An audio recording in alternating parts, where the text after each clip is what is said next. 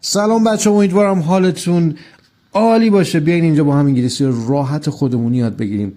تو این قسمت با یه تیکه باحال از کارتون لئو همراهیم.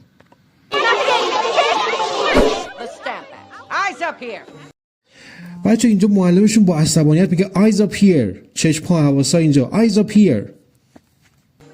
For those of you who actually did the reading, Selena's never taught this stuff. اینا هم دارن غیبت میکنن و یکیشون میگه که Selena has never taught this stuff.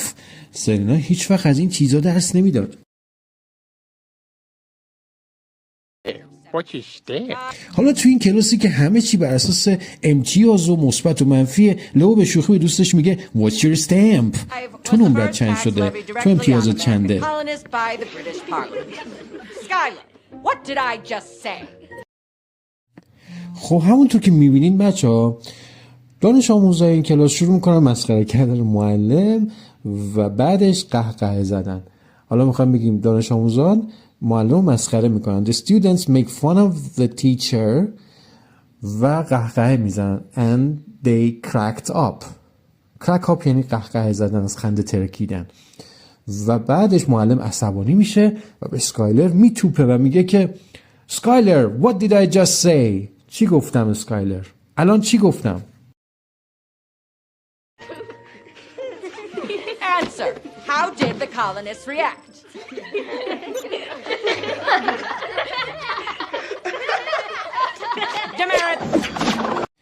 demerits. خب خانم معلم متاسفانه اینجا خیلی عصبانی میشه، به بچه ها امتیاز منفی میده و میگه demerits یعنی امتیاز منفی. demerits.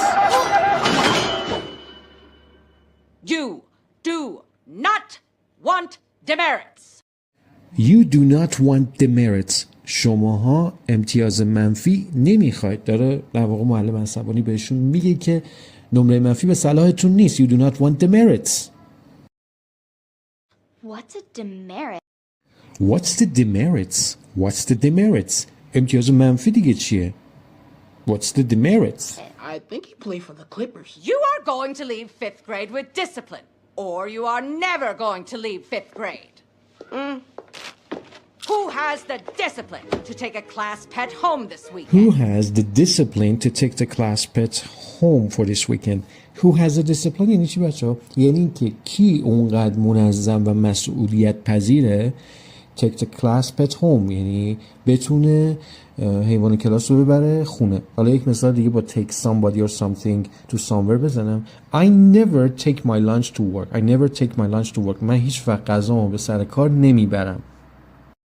خب اینجا میگه که من لیو رو میبرم دوباره. I'll take the Leo again. من دوباره لیو رو میبرم. Leo? Again? Who would want it twice?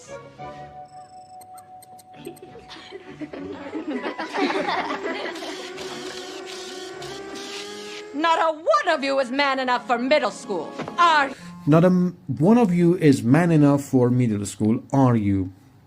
حتی یکی از شما به اندازه کافی مرد نشده برای میدل سکول یا همان مدرسه راهنمایی. میدل سکول مدرسه راهنمایی. و در ادامه میگه are you. درست میگم؟ are you. are you استفاده مختلفی وجه داره و خیلی هم پرکاربرد در انگلیسی. مثلا از یک نفر میپرسیم you're not hungry, are you. درسته؟ you're not sad, are you. I'll take the lizard. I'll take the lizard. I'll take the lizard. Lizard بچه ها یعنی مارمولک. I'll take the lizard یعنی مارمولک رو من میبرم.